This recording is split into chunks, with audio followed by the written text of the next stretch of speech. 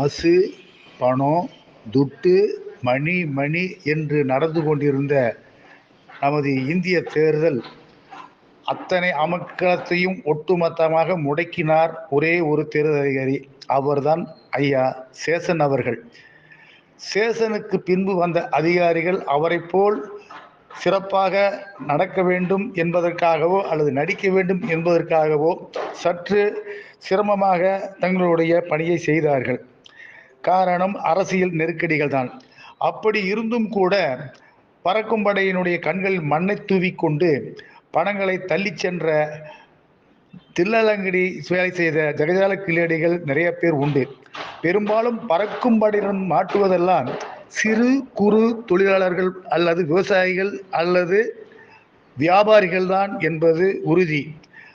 மேலும் பறக்கும் படையினருடைய இந்த தேர்தல் சோதனை என்று இருந்தாலும் நம் மக்கள் இன்னுமே அதை பற்றி சரியான ஒரு விழிப்புணர்வு இல்லை என்பதுதான் கவலைக்குரிய விஷயம்.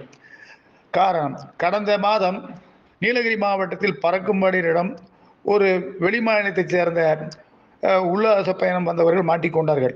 அவரிடம் இருந்து 65,000 ரூபாயை பறக்கும் படையினர் கைப்பற்றினர். அவர்கள், நாங்கள் இதை பற்றி எங்களுக்கு ஒன்றும் தெரியாது, எங்கள் கையில் காசு இல்லை என்று எவ்வளவு வாதாடியும் சட்டம் ஒழுங்கு நீதி நேர்மை என்று அவர்களை கண்டுகொள்ளாமல் விட்டு கொண்டு இருக்க நேரத்தில் ஊட்டி பாராளுமன்ற தொகுதி வேட்பாளர் ஆண்டிமுத்துராசா அவர்கள் கார் வந்தது. அதை மடக்கி நிறுத்தினார்கள். சோதனை செய்தார்கள். டிக்கியை திறந்தார்கள். பெட்டிகள் 6 இருந்தது.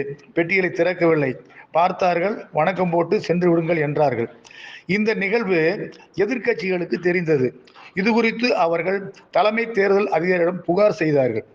புகாரை கேட்ட அதிர்ந்து போன அதிகாரி இதை விசாரிக்குமாறு பணிந்தார். விசாரணையில் சோதனை செய்தார்கள். ஆனால் ராசா வந்த காரில் இந்த பெட்டிகளை திறந்து பார்க்கவில்லை என்ற தகவல் கிடைத்தவுடன் பறக்கும் படை தலைமை பொறுப்பேற்றிருந்த பாவப்பட்ட கீதா என்பவர் சஸ்பெண்ட் செய்யப்பட்டார். இந்த தகவல் தமிழகம் முழுவதும் பரவியது. பறக்கும் படையினர் பரபரப்பானார்கள். அன்று முதல் இன்று வரை பறக்கும் படை யாரையும் விட்டு வைப்பதில்லை. நேற்று கூட மதுரை சுங்கச்சாவடி அருகே பறக்கும்படை சோதனை செய்து கொண்டிருக்கும் போது விருதுநகர் பாராளுமன்ற தொகுதியில் போட்டியிடும் தேசிய காங்கிரஸ் வேட்பாளர் மாணிக்கம் தாகூர் காரை நிறுத்தி சுத்தமாக சோதனை செய்தது அனைவரும் வியப்பாக பார்க்க வைக்க வைத்தது.